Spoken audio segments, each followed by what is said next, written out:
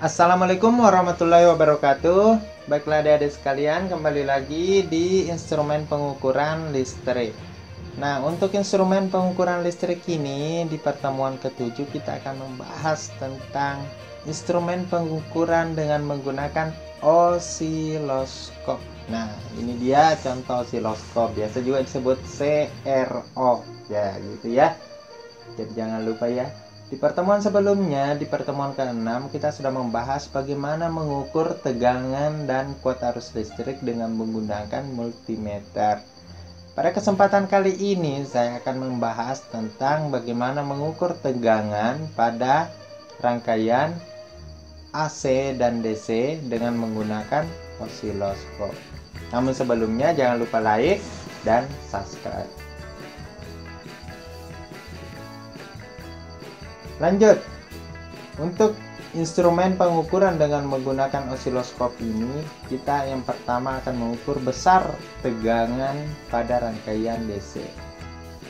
Prinsip pada rangkaian DC maupun AC itu sama, dirangkai seri dan dirangkai secara paralel. Untuk pengukuran tegangan kita merangkai secara paralel, dan untuk mengukur kuat arus listrik kita merangkai secara seri. Namun dalam penggunaan osiloskop, prinsip itu tetap berlaku, tetapi pembacaan skala pada osiloskop itu berbeda. Oke ya. Nah, ini adalah contoh alat ukur dengan osiloskop. Anggaplah sebuah rangkaian. Kita ukur sebesar rangkaian ini menggunakan arus DC. Karena ada tanda plus dan minus ya. Artinya arus melewati potensial tinggi ke potensial yang lebih rendah, dari positif ke negatif. Artinya ada arus yang masuk pada R1 dan ada kuat arus listrik yang masuk pada R2.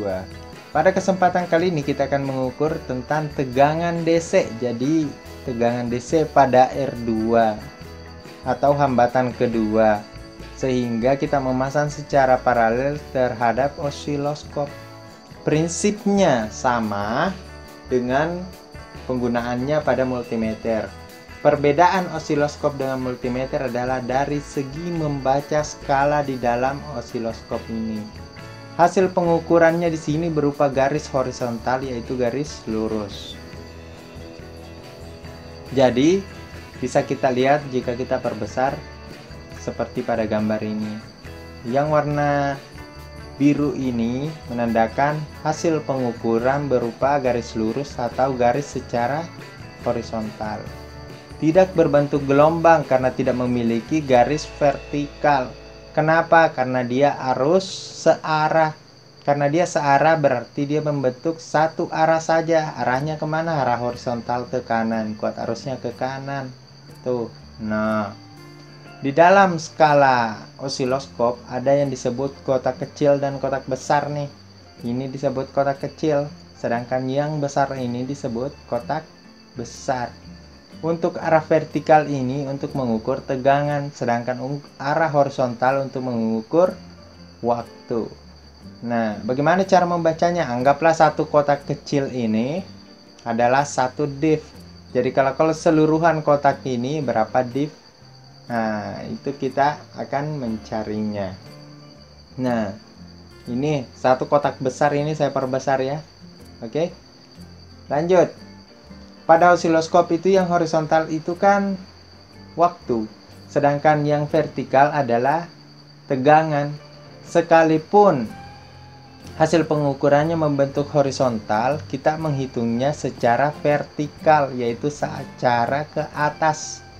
Nah, vertikalnya ke atas, karena 1 div sama dengan 5 volt per div, maka bisa kita hitung di sini hasil pengukurannya berapa div, kita hitung ke atas. Ada berapa kotak dari satu kotak besar ini? 1, 2, 3. Nah, ada 3 kotak tegangan, berarti ada 3 div. 3 div ini 3 div ini setara dengan 5 volt per div. Anggaplah kita menganggapnya setara dengan 5 volt per div, maka 3 dikali 5 sama dengan 15 volt. Jadi hasil pengukuran di mana besar tegangan listrik DC itu membentuk garis horizontal dengan besar tegangan 15 volt. Agak mudah pengukurannya dengan menggunakan alat ukur osiloskop pada tegangan DC. Nah, bagaimana kalau rangkaian AC, Pak? Nanti kita lihat. Nah, contohnya seperti ini. Sebelum kita memasuki ke pembahasan lebih jauh tentang bagaimana mengukur dengan menggunakan osiloskop pada rangkaian AC, ada beberapa hal yang penting kita kenali pada pengukuran kali ini, yaitu pertama kita kenali dulu komponen pengukuran listrik. Pengenalan komponen pengukuran listrik ini. Di pertemuan ketiga saya sudah menjelaskan tentang adanya nilai efektif. Hasil pengukuran multimeter misalnya atau amperemeter dan voltmeter itu disebut nilai efektif, sedangkan hasil penunjukan pada osiloskop disebut nilai maksimum. Karena hasil pengukuran arus bolak-balik ke depannya itu kan membentuk gelombang nih. Ada bukit dan ada lembah. Secara otomatis ada tegangan di puncak nih, ada juga tegangan di lembahnya. Jadi itulah disebut VPP. Nah, kita kenali dulu komponen-komponen pengukuran listrik pada osiloskop ini. Apa yang pertama?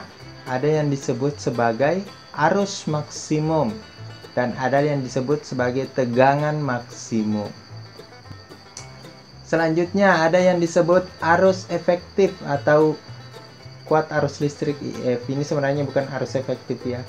Kuat arus efektif atau I efektif. Nah, persamaannya yaitu I efektif sama dengan kuat arus maksimum IM per akar 2. Nah, untuk mengukur besar tegangan efektif atau V efektif sama dengan Vm per akar 2. Untuk mengukur kuat arus rata-rata, I sama dengan 2 kuat arus maksimum per Pi. Sedangkan tegangan rata-rata itu menggunakan V sama dengan 2 Vm per Pi. Inilah persamaannya.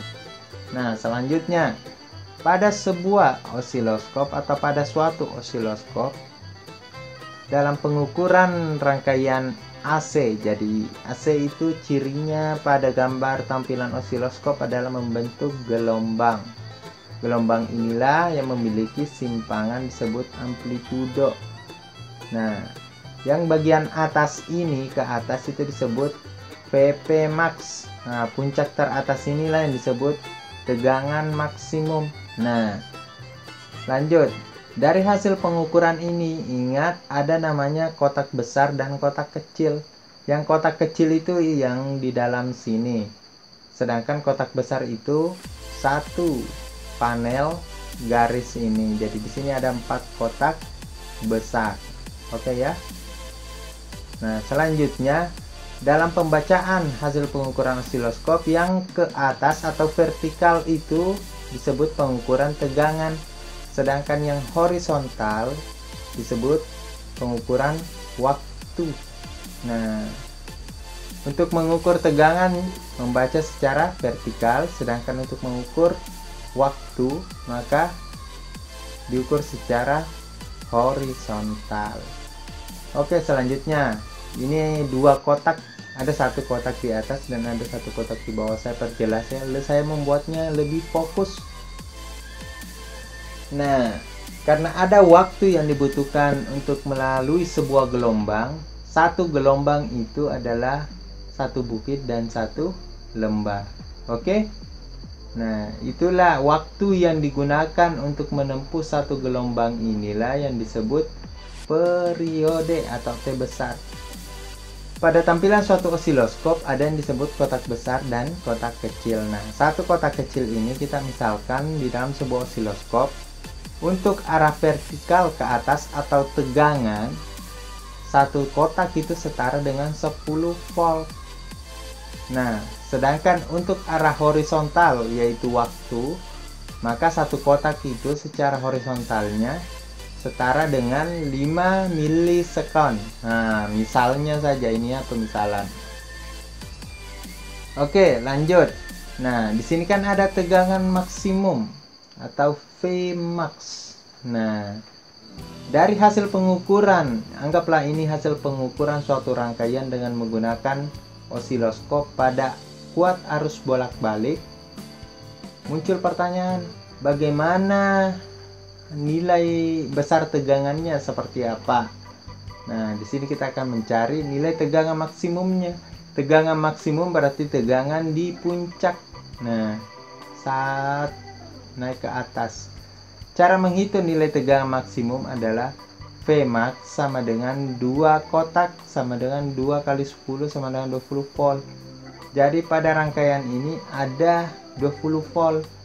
Ingat, mengukur tegangan itu membaca secara vertikal. Jadi kita menghitung dari garis normal, ini garis normalnya ya, yang di tengah. Ada berapa kotak sampai V tertinggi. Nah, karena ini max berarti paling puncak. Nah, 1, 2. Oh, ada 2 kotak, berarti 2 kotak. Katanya satu kotak kan 10 volt, berarti 2 kali 10 sama dengan 20 volt. Untuk mengukur tegangan efektifnya seperti apa, seberapa besar tegangan efektifnya, maka kita menggunakan V maksimum per akar 2. Karena V max-nya 20 per akar 2 itu maka didapatkan 20 per akar 2. Untuk tegangan rata-rata sendiri memiliki persamaan 2 tegangan maksimum, tegangan max-nya per V. Kenapa per V? Karena untuk tegangan maksimum ini dari titik sini sampai titik sini itu kan 180 derajat atau setara dengan V, makanya dibagi dengan V. Jadi tegangan rata-ratanya sama dengan 2 kali, karena ada 2 kali tegangan maksimumnya, ada 2 kotak, 2 kali 10 volt per V atau setara dengan 20 volt per V. Jadi didapatkan 40 volt per V. Nah, selanjutnya untuk mencari besar periodenya seperti apa? Nah, karena periode berarti waktu yang dibutuhkan untuk mencapai satu gelombang. Ingat ya, satu gelombang dari puncak ke lembah. Satu gelombang ini untuk menghitung waktu kan berarti menghitung secara horizontal. Untuk secara horizontalnya di sini ada 4 kotak nih, 1, 2, 3, 4 dari puncak ke lembah. Satu periode atau satu bentuk lingkaran. Ada 4 kotak sama dengan 4 kali 5. Karena katanya satu kotak bernilai 5 milisekon, maka 4 kali 5 sama dengan 20 milisekon, sama dengan 2 kali 10 pangkat minus 2 sekon.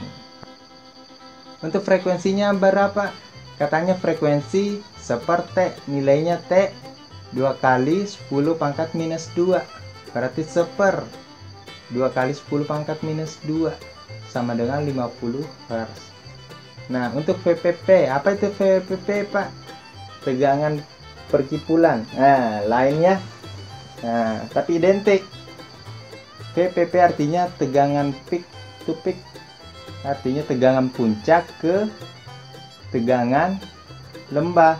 Tegangan pada VP max dan VPP minimumnya. Nah, artinya karena VPP berarti satu gelombang, kalau VP hanya tegangan maksimum. Nah, rumus untuk mencari VPP-nya sama dengan 2 kali Vmax. Jadi 2 kali Vmax-nya. Vmax-nya katanya 20. Berarti 2 kali 20 berarti 40. Kalau VP-nya saja Pak, berapa? Ya, tinggal bagi 2.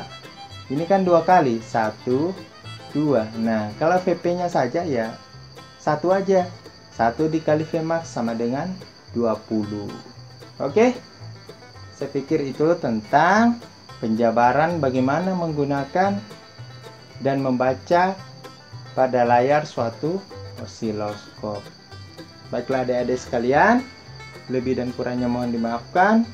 Wassalamualaikum warahmatullahi wabarakatuh.